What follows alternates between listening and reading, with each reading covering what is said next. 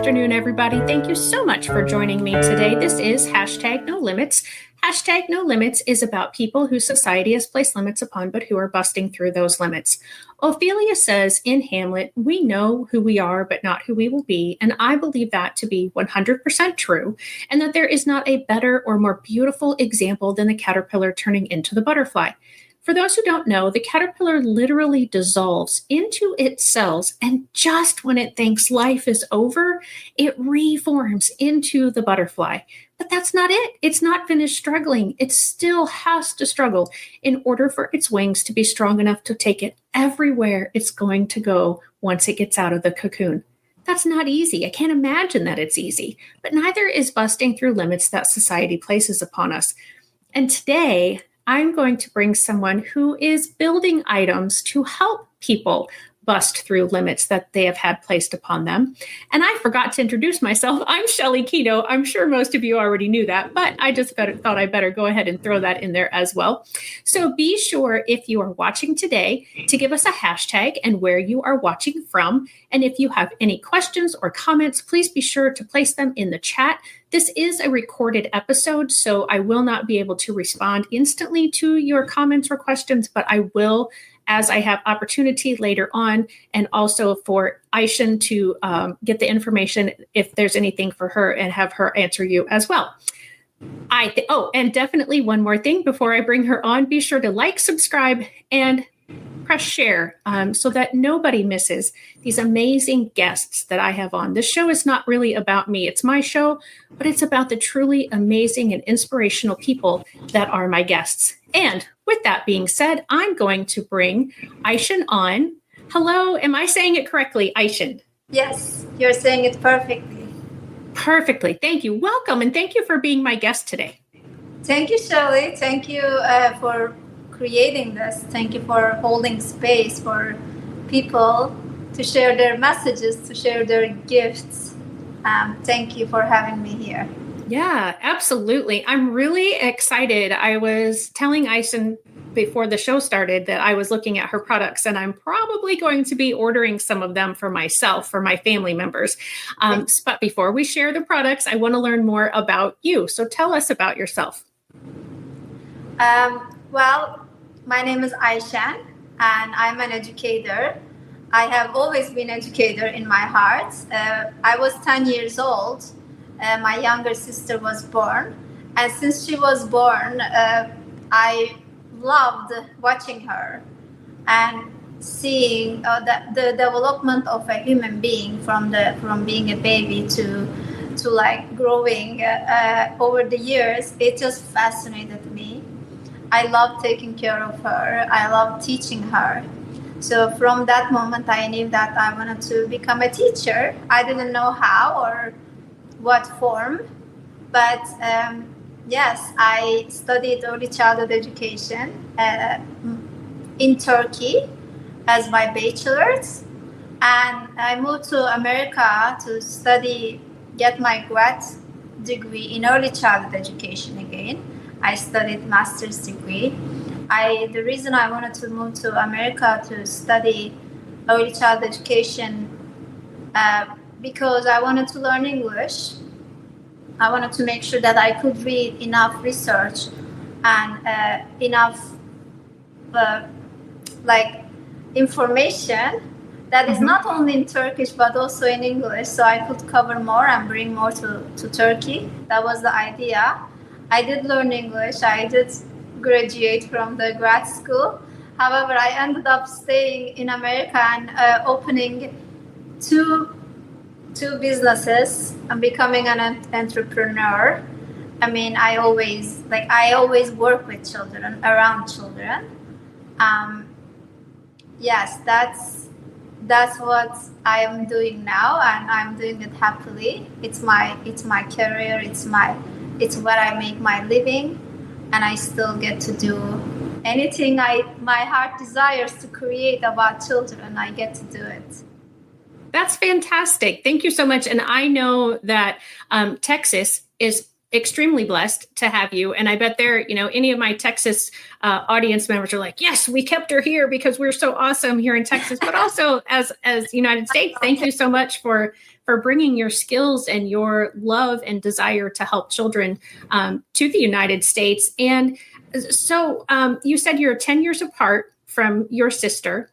And at that right around that same time when she was born, you realized you wanted to be a teacher. And I don't have any younger siblings, but it was around 9 or 10 years old, that I knew, I wanted to be a teacher. So we have that in common as well. Now, you focus on the early childhood range, and my focus that I thought at that time was like kindergarten through 4th grade. And then I switched completely and went into special education. And I'm so passionate about that now. So I love that. It's really interesting, how that happens. So I have a niece that when she was 13, she was told she was going to have her first sibling. And so she's also very excited and has been so instrumental in his development and growth, as I imagine that you were with your sister as well, because it was just so exciting. It's so beautiful to watch my niece with my nephew, because it's just the love that they have for each other is incredible. And I would guess that that's the same that you share with your sister. Absolutely. I mean, culturally also, I was already the second child, and there is a third one, and my sister is the fourth one. So it's my parents basically were checked off at the time. So I had all the, I guess, flexibility and opportunity to really take care of her. I loved taking her with me to my friends' meetings. I was still young. I loved feeding her. I loved watching how she first made her first full sentence. I still remember today. I loved how she started developing her her fine motor skills. She really became. I mean, I have other 2 siblings that I love. She really became I guess I never experienced becoming a mom yet, but she did become something closer to that, something very close to the feeling like she's my daughter. Yeah. Yes, but today, I see so many kids individually. I work with them in person, and I also feel like they're my siblings or they're my kids in a way. Yeah. Yeah. Yeah. Absolutely. So you had an opportunity to firsthand experience early learning and using play to learn with your sister. Yes. And so why is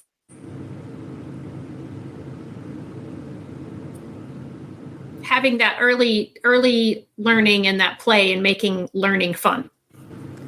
Well, like you said, originally, I had the opportunity to see that from the first hand, and it was my instincts were telling me that, wow, they really learn through play. They really do life in just different way. They my sister rehearsed life in different ways. It looked like play. And as I studied so many different philosophers, and as I studied the different stages of early childhood education, I learned that that's in order for kids to learn the topics that we're trying to teach them, they really need to be involved in a physical way, or in the way that they're interested, in the way that they're having fun. Because the concept of, okay, let's sit down and learn this together is really not built for a child. A child is supposed to move. A child is supposed to be energetic, or is supposed to be playing. That's what they do. They play and they rehearse life. They pretend like they're on the phone with their mom, but they're actually rehearsing life, how to talk in the phone, how to have a conversation.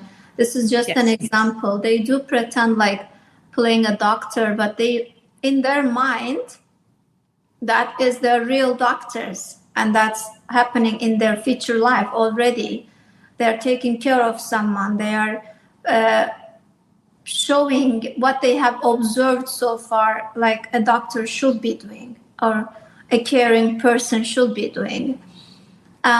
So I always believed big, like because of the Montessori, Reggio Emilia, I am a big follower with both of them. Because of them, I also, with my experiences, I always believed in, I'm always big in like play should be the base. My first company, Intellakids, started because of that, because I started teaching children at 3 years old through play. So I basically designed games and creative ways that is based on their learning style, on individual child's learning style, on their interests. And I made a lesson plan based on that child's needs, or how can I prepare this child for school? How can I prepare this child emotionally strong for life? So I created games individually that is based on the personal preferences or interests, based on how they like learning, like if they like learning through music, if they like learning through body movement, or if they like learning through touching and interacting and playing. However they wanted, I was able to adjust myself, my teaching skills around their personality, making them center. And I became very successful at doing that. That's what I've been doing for last 12 years. Wonderful. I'm going to stop you for just a second and ask if it's okay if I bring up your Intellakids website now. Absolutely, yes. Please okay. Go ahead. Okay. Oops, can't hit the right button. That would help. There we go. So on the Intellakids website, so I also want to, whoops, that's not the right one I wanted to share. Nope, that's not it either. Goodness, I'm pressing all the wrong buttons. Okay, so Intellakids is, in order to get to this website, it's just www.intellakids, INTELLAKIDS.com. And what can they find when they come here?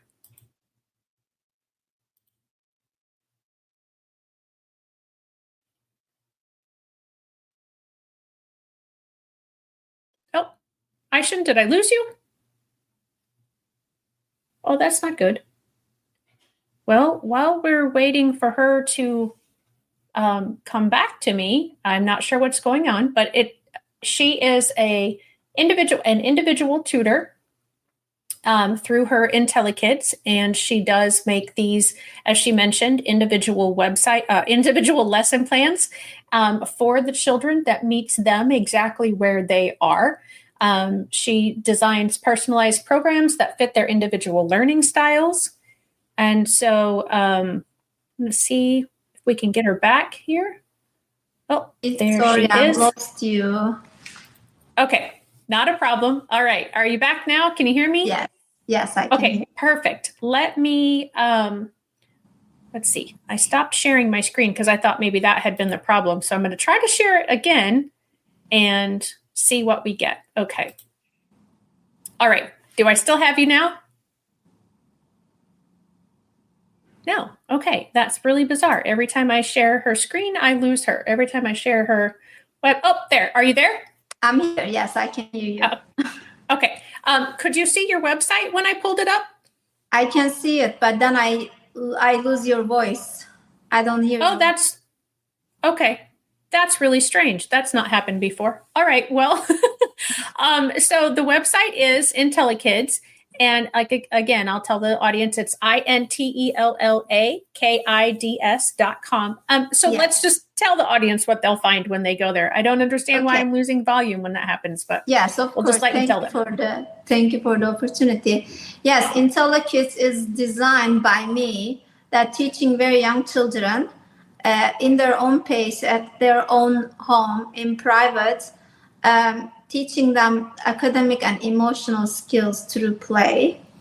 It started with me. I started having customers going to their homes and playing with the child starting at the age of 2.5.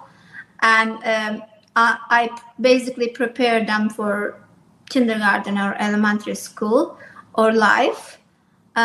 In the bigger picture, it's really how to change their mindset about learning, or how to set that positive mindset for them to be successful in every area of the life. Where as they grow up, they have the right tools installed in their brain. It's very important for me to have that 2 to 6 years old time period where their brain is developing the most. So that's what I am doing. But then I started hiring other part-time teachers, teaching them the methods that I'm using, and having other teachers working with me. So unfortunately, we are only in Houston. We still haven't covered Houston, I would say 50%. It's such a big city. So, and because of the age group that I'm working with, that online coaching doesn't really work. But if there's someone listening us in Houston, and if they think they can use help, this extra support, or a friend who comes and play with their child, but also this friend happens to be a professional who can also mentor the parent at the same time, they can connect with me, and I will be happy to try to fit them in my schedule. That's exactly the reason the Tomazetoys was born, because I couldn't be everywhere at the same time.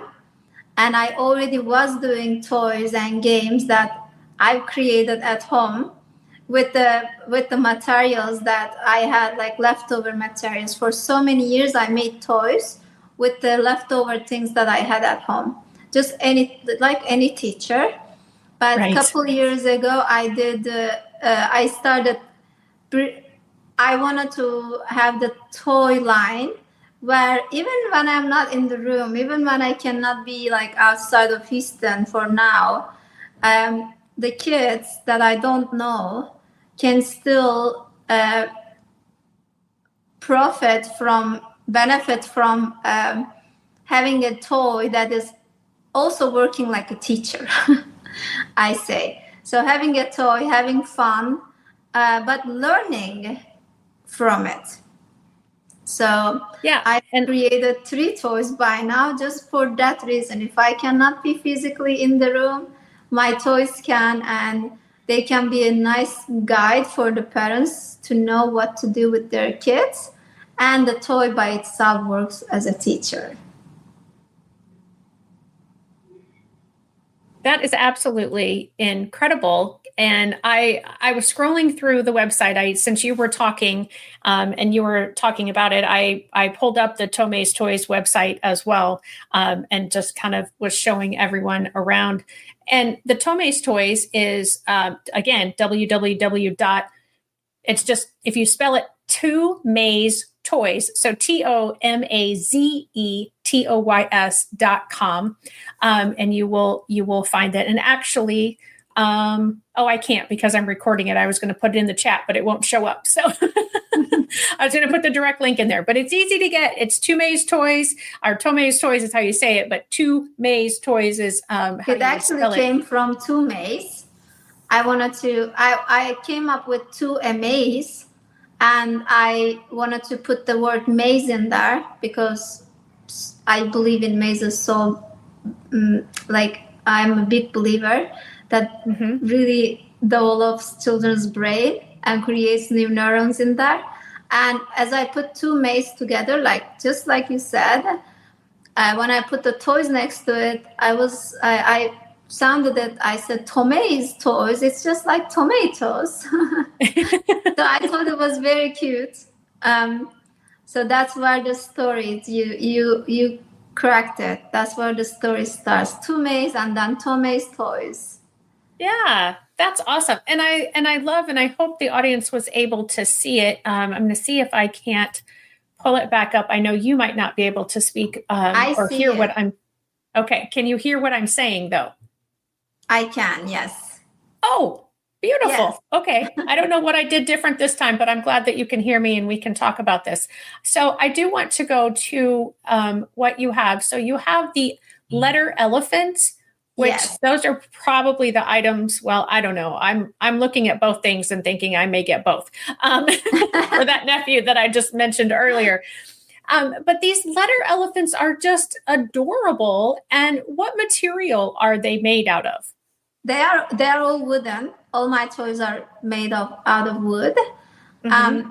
The elephants really, they're open-ended toys, but for me it's very important to have a like sustainable toy that has letters on it. And the other side of them, it has the lowercase letters on them. So they're all wood, but they teach all the uppercase and lowercase letters. Also, they work for patterns, teaching patterns really well because of the colors. So as they grow, as the child grow, so as the child learns and masters their alphabet, ABCs, then they can start learning the sounds, and then they can start putting the two sounds together, learning the phonics, and then they can start making three-letter words, simple words.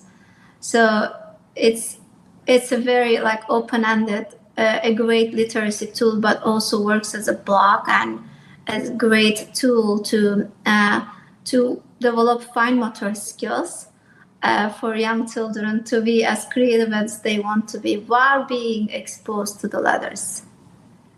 Yeah, this is awesome. As a special education teacher, I am definitely, as you mentioned, seeing so many opportunities to use these. I mean, like you said, the individual letters themselves, uppercase and lowercase, they can do consonant, vowel, consonant words, or depending on the word that they choose, if they don't have a repetitive letter, they can make 4 or 5 letter words.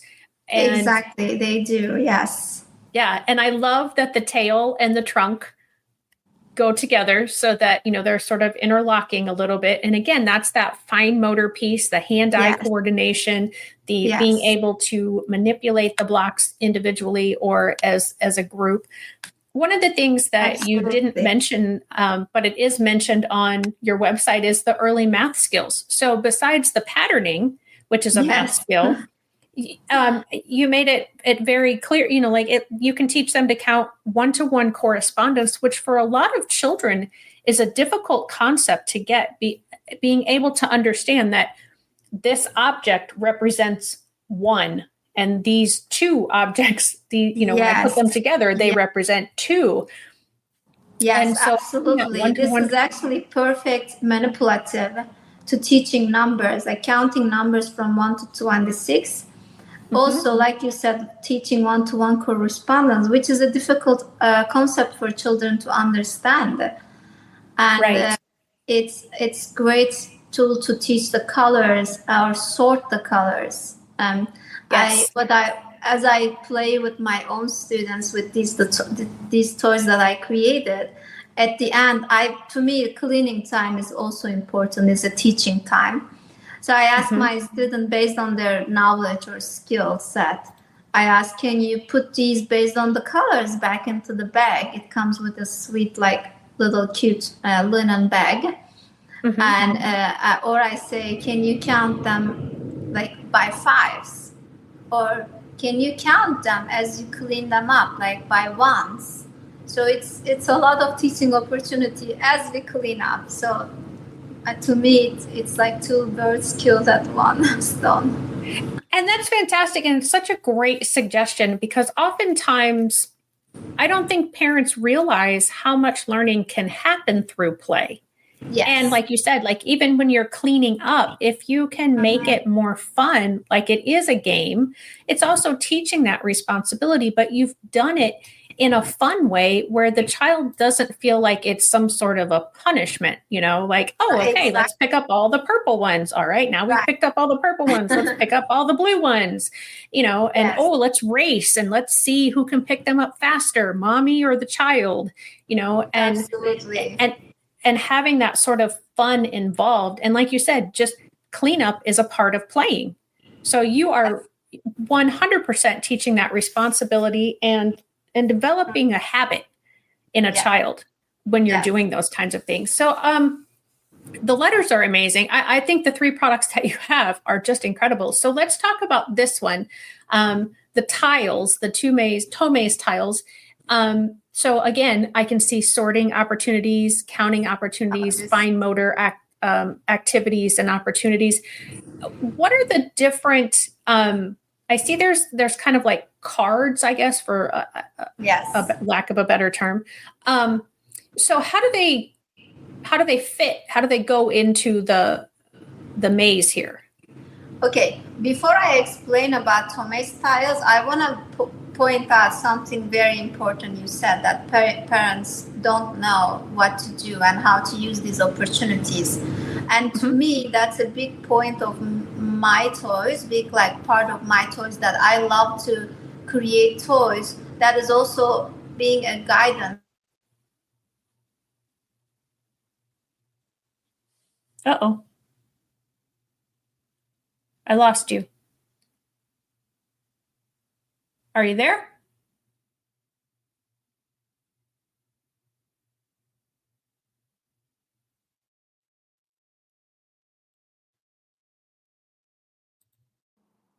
Okay.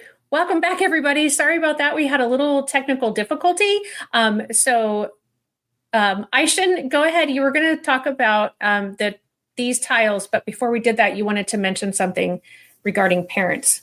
Yes, thank you. Yes, when you said that a lot of parents don't know how to use these teaching moments to their children, I wanted to really point that part out, because that's the big part of why I make toys.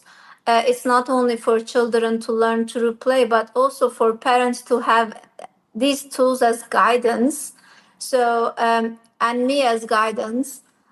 Yes, that's true. A lot of parents don't know because they didn't study education, or they've never been around other children.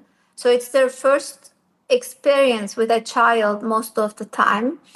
And I don't blame them for not knowing what to do and how to use this opportunities as a learning moment. And the toys are guides for parents, so they can sit down with their children and have quality, purposeful time while they're teaching something to their kids. So that's the aspect I love about my toys a lot. And I always put a little card in each toy boxes to guide parents about like how they can make better this experience with playing with this certain toy. So that's awesome. yes, I wanted to say that because a lot of parents feel bad about not knowing what to do. And to me, that part is big about making toys to not only creating educational toys, but also creating guides or tools for parents to like, okay, when they see the tile toy, they can figure out what they can play with their kids instead of just making, coming up with their own ways to teach their kids. They can look at the tile toy and it comes with these cards. It has 10 cards, and on both sides it has either letters or a picture. So if they want to teach their kids the letters, but their kids are not ready to hold the pencil yet, they can, with the tile toy, they can use the board with grids. The grids are especially made for young minds. The board with the grids and design the letter A. So the parent doesn't really need to think too much, but they can be the guidance or be the supervisor for the child to learn with this toy. Or they have this pictures that is incredibly valuable for a child to be able to transfer a picture into another platform in the same way. That teaches so many skills like spatial awareness, symmetry, patterns, counting colors. I cannot count how many skills a child's brain is grasping as they are trying to build one picture into the board. And the board has the grids. So it's not like a regular tangram where pieces are moving around and it's hard for young children to like keep them in the places. But the grids are keeping the pieces in the place. So it's such a great accomplishment for the child to see, wow, they have designed something from the scratch by just looking at that picture. And the grids are incredible indirect guides in there. Yeah, and I love this picture because they can put, now I say this, so do they put the card and they're then like in that grid somehow and then they're just matching the pieces on top of it? Or is it like this picture where they're looking at it and then just designing the picture in the grid without having that placed underneath the tiles? Yes, it's like the picture that they decide their starting points. And that's another beautiful indirect teaching moment. If they start their point too left, too right, or too below, that means that the shape is not going to fit. So they need to redo it. And they're indirectly learning that they need to consider the next steps before they start from their first step. And that's a great, I've seen so many kids starting from a little too left, a little too right, and then ending up not having enough space and having to learn that lesson and going back and fixing it. What a beautiful learning opportunity for it, for us too, for adults too. We usually do something when we don't know how to do it yet.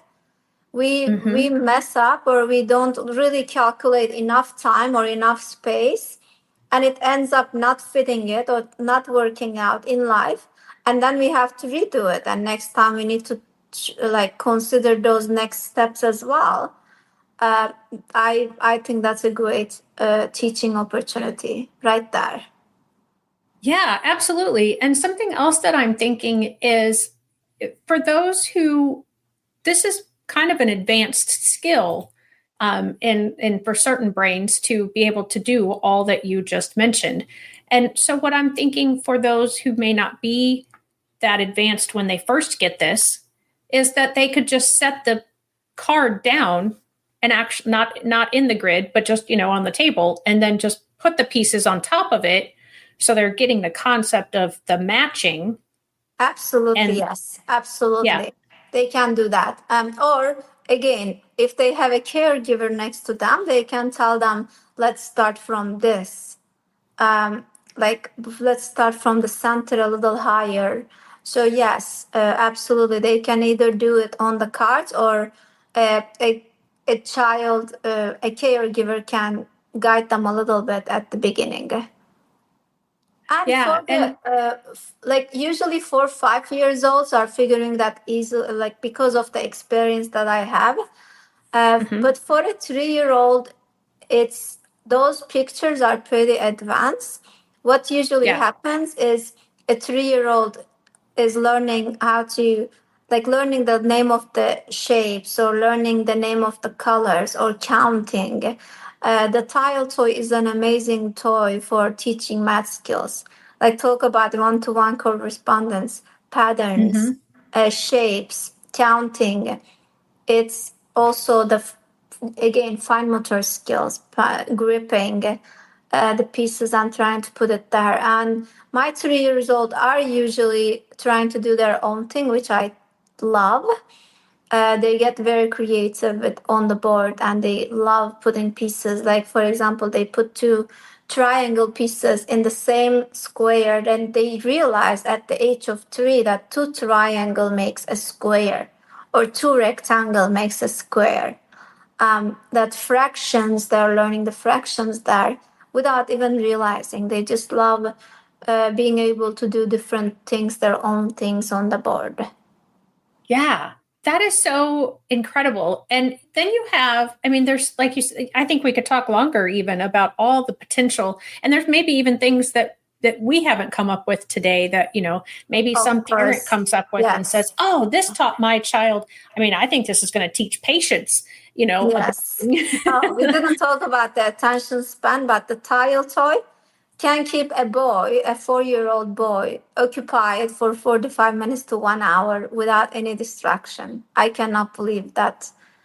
Wow. Even, That is even, huge. yes, that is big. I've seen it so many times. And I get messages from moms that my boy has never sat and worked or focused on something this long before. It makes my heart melt. Yeah, I bet. That's incredible. And so you Yes, have this wonderful toy, you have the alphabet, which is amazing. And really, I mean, for early childhood learning, that's the majority of it right there, is the alphabet, the exactly. colors, the patterning, the numbers, the one-to-one correspondence, all those things, the learning how to take turns, the learning how to play, have fun, concentrate, all the fine motor things that we talked about. And then you have developed this, which as a former teacher who taught time telling to students, Mhm. this would have been so helpful for several of my students over the years. And I just, I'm flabbergasted. I mean, I just think this is so intuitive, but so incredibly helpful. And just being like you talked about before, the fractions, having this big half of the clock covered up and then showing, oh, half of that clock is 30 minutes. And then, Yes, even being, I'm guessing you can move that to show like if it went from 3 to 9, it's 30 minutes, or 1 to 7 is absolutely. 30 minutes, Yes. that you can kind of, so yeah, talk a little bit. Sorry, I got carried away with the clock myself, but I'll let you talk about it. I have to say the clock toy surprisingly has been my bestseller.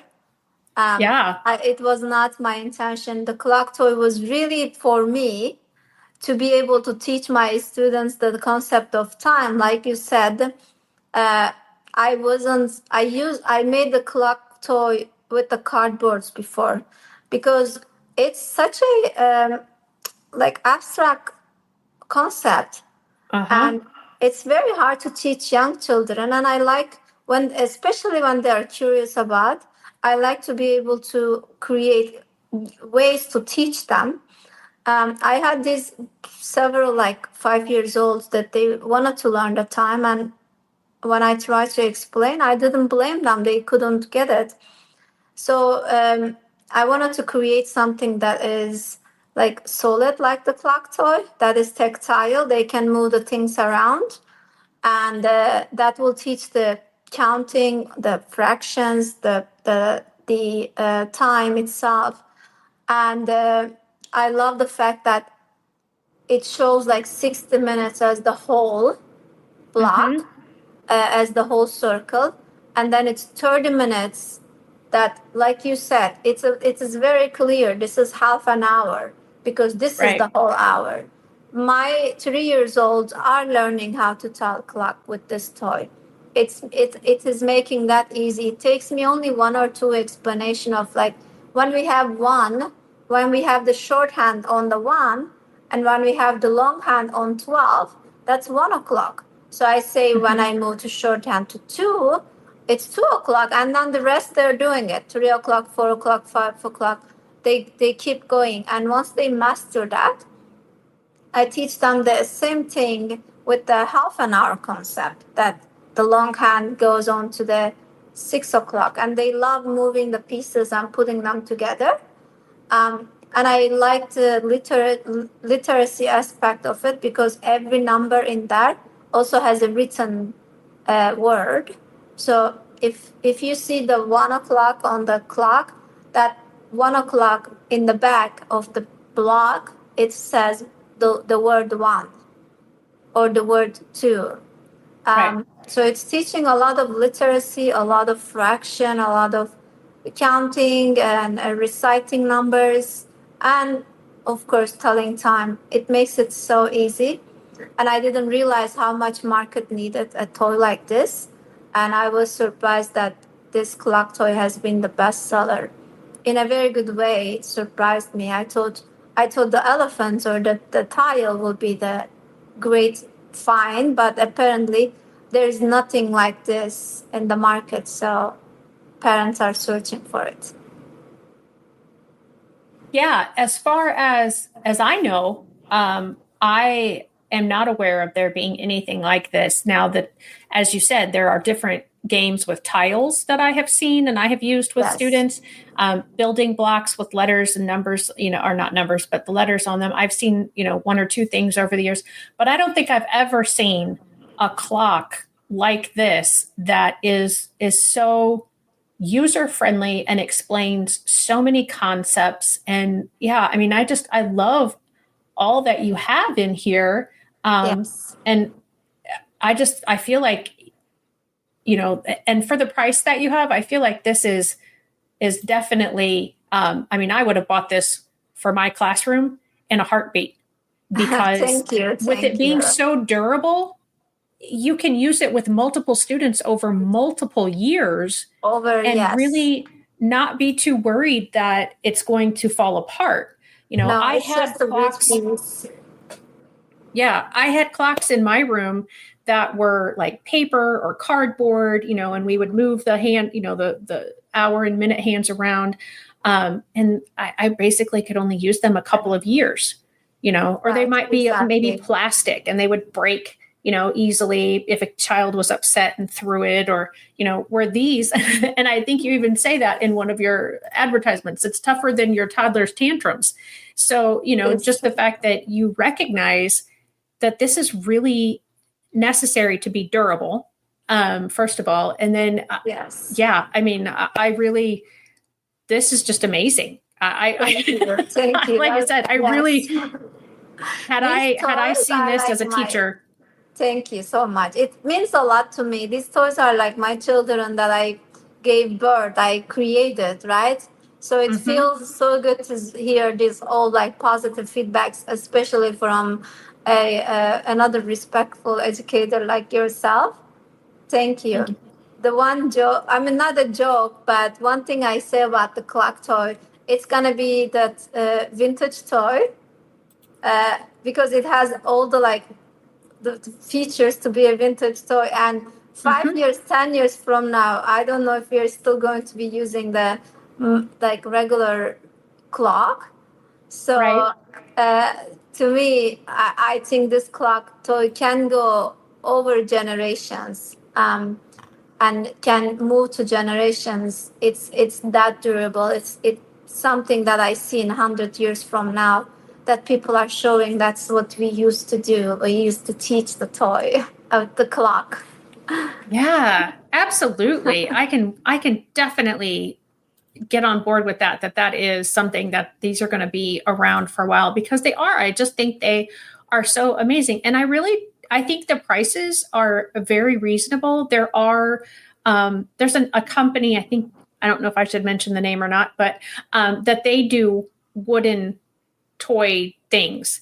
And those toys, I bought some of those for my daughter when she was, 3, 5, 7 years old, and she's 20, almost 26 now. And had we not lost pieces, they would still be very usable. And the ones that we haven't lost pieces, they're still in very good shape. So 20 years, so again, that price, when you think, especially as an educator, when we are buying things, at least for me, I was trying to buy things that were going to last me multiple years because a lot of that money came out of my own pocket. And I know I wasn't and am not the only teacher around the country. In fact, I would say it's a very small minority of teachers that aren't using their own money to buy things for their classrooms. And even that, I would think, schools would be like, yeah, this is a product that's going to be around a while. We can get behind buying these, so kudos to you. Everything that you have is just, very well thought out. Everything from the design to the colors to the materials. This is what you were born to do.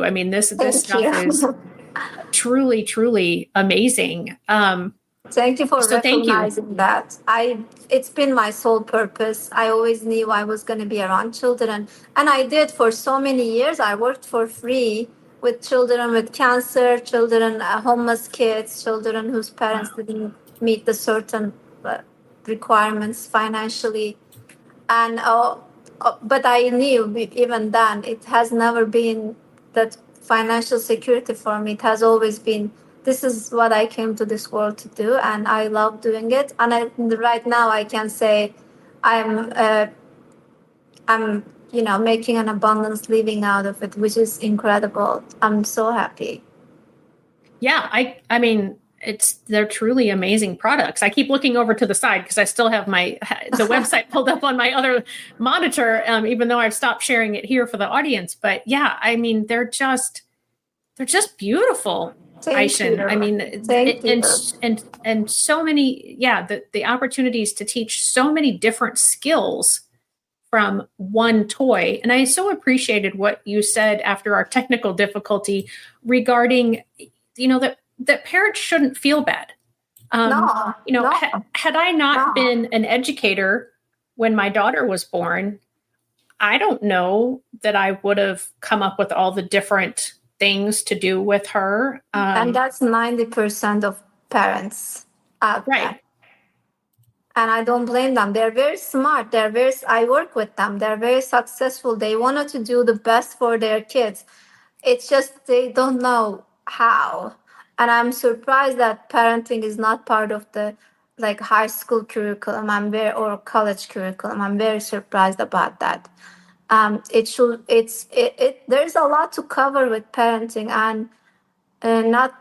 I can only imagine how they can feel lost about not knowing what to do, and that's why one of my biggest desires are to like educate parents, telling them that what they're dealing with is huge, is not easy, but also showing them ways, the simple ways, and that I do at Intellakids a lot.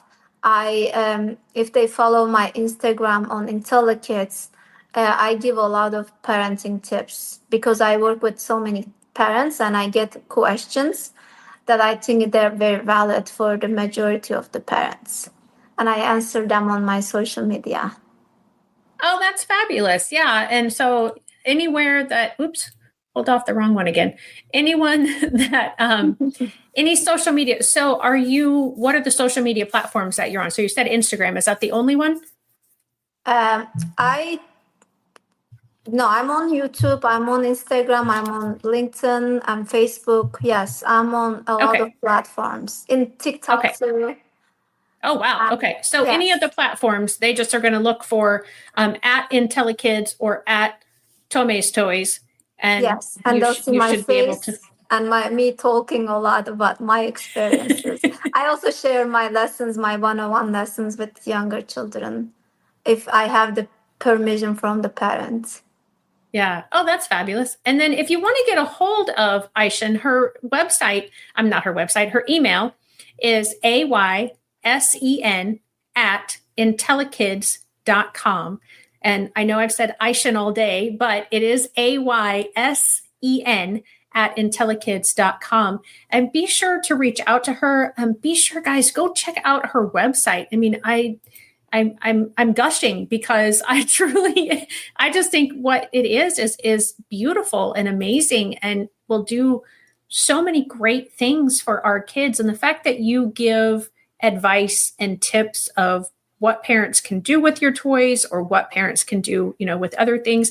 I have a few of those kinds of videos out on my YouTube channel that I've done because I think I've been blessed with a very creative mind when it comes to using things around the house and, how to help kids with fine motor skills and things. And so I've got a few of those out as well from a while ago. You'll probably see a different hairstyle and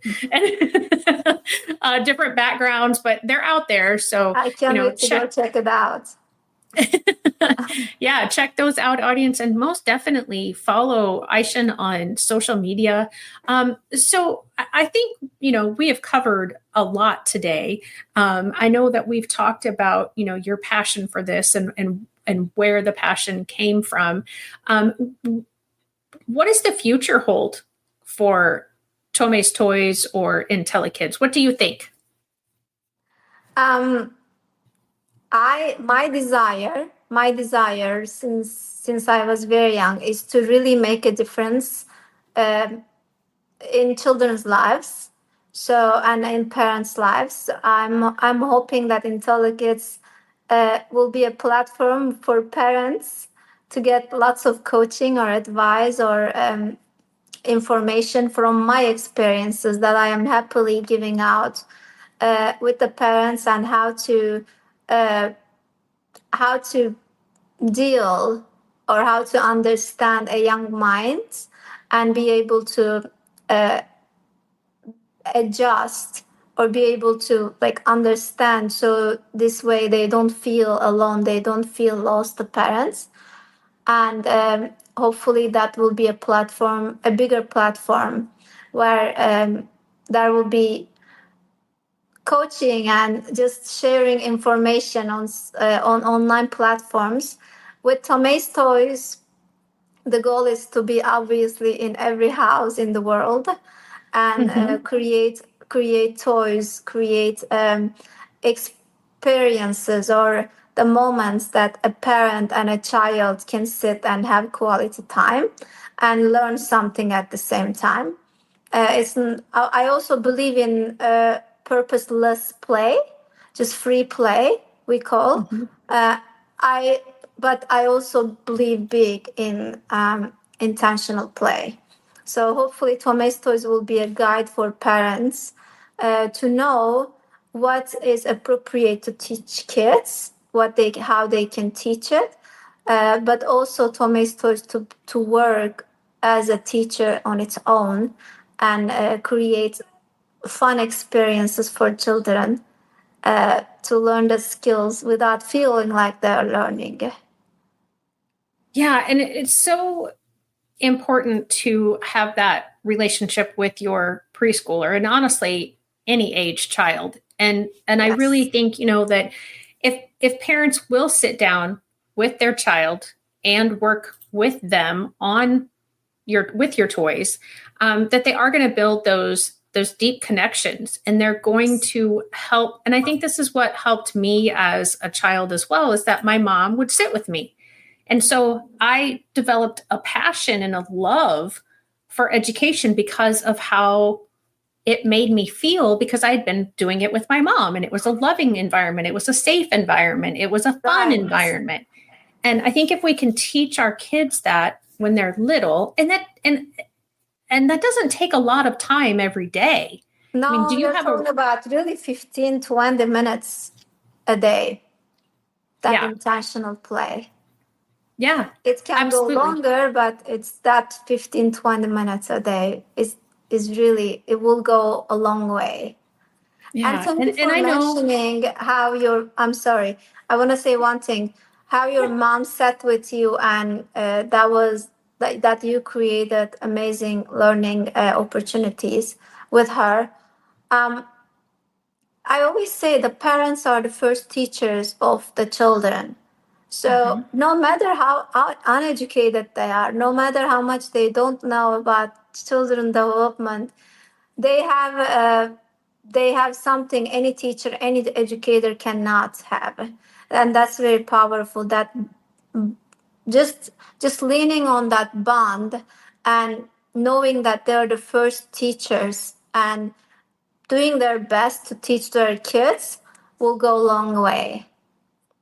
Yes, absolutely. And I think a lot of times, and I might get flack for saying this, but that one of the reasons that homeschooling is so successful is because doing the homeschooling and the child. And so the child is relaxed and they are comfortable. And when we're relaxed and when we're comfortable, we're able to absorb and learn better.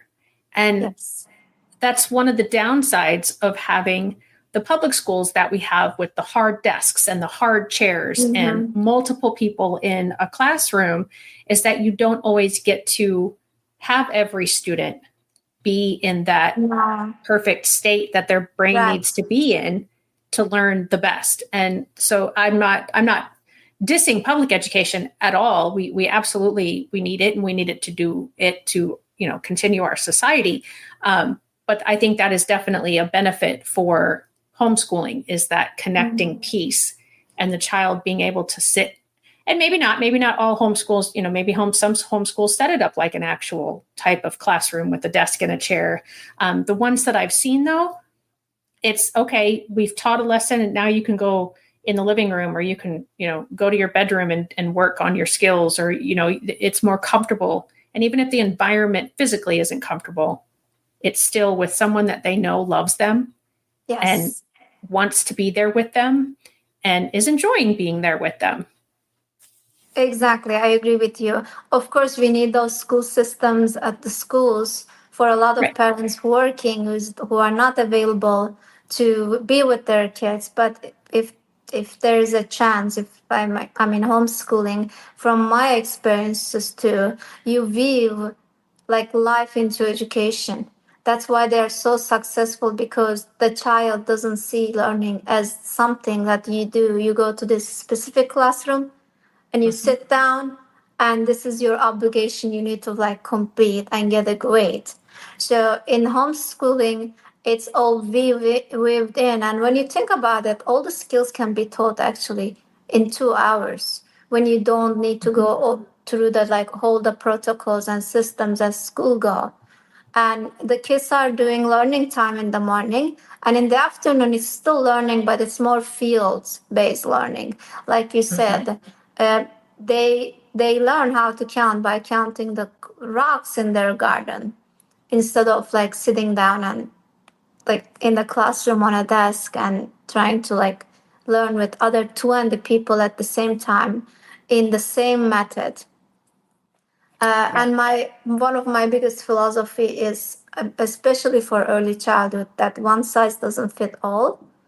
The homeschooling allows children to learn in their own learning method, on their own learning way, instead of trying to fit with other 20 kids in the same room.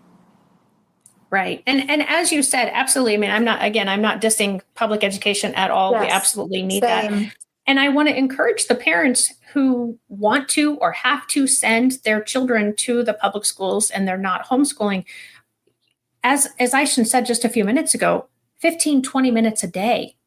That's all it takes. And when you have the really little ones, if you can just sit with them and read to them for 15 or 20 minutes, whether that's right before they're going to bed or before dinner or sometime in the evening, that is a huge benefit as well. It is. Even if it's the same book for the 777th time, it still helps them learn to read and just, learn to focus and get and talk about what you're doing while you're doing things. When you have those little ones around, narrating what you're doing. Oh, okay, I'm getting the hamburger out of the freezer. It's frozen. And now I'm going to put it in the microwave and I'm going to make the microwave defrost it. I know that seems uncomfortable and weird, but it really does help your child pick up on things and start to understand more things. So just a couple quick tips there here at the end of some things that parents can do. And I love what you just said. Yes, for the especially language development, what you just said is very important.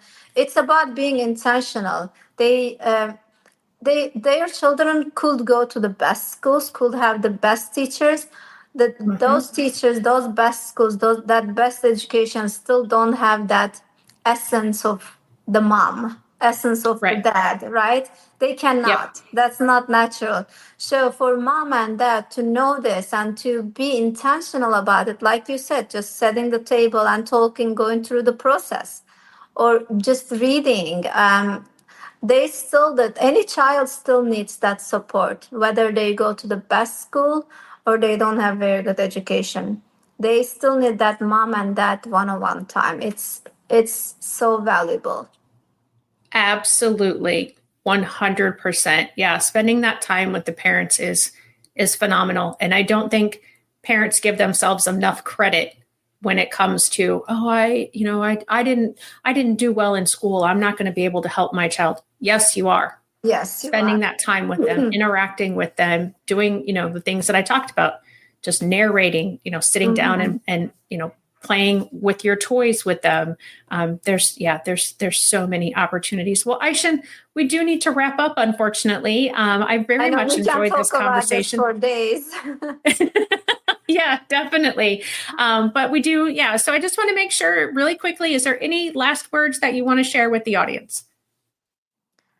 Not really, other than just telling parents that parenting is not easy. They should give themselves more credits. Raising a child in this world, in today's world, is really not easy, and a lot of parents struggle for not doing enough.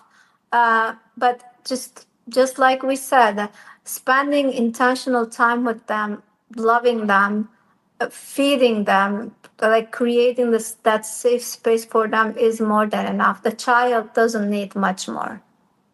Right. Absolutely.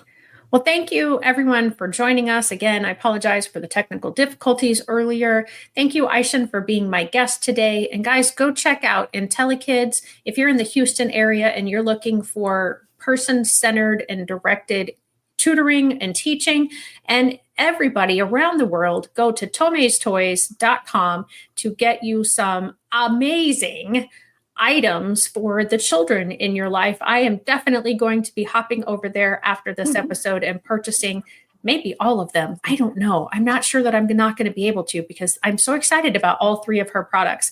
And look for her at conferences. She and I are in a group together where we do conferences all around the country. Make sure if you see her at a teacher conference or a parent conference that you go up and say, hey, I saw you on #NoLimits and I wanted to purchase these products. So thank you for being here.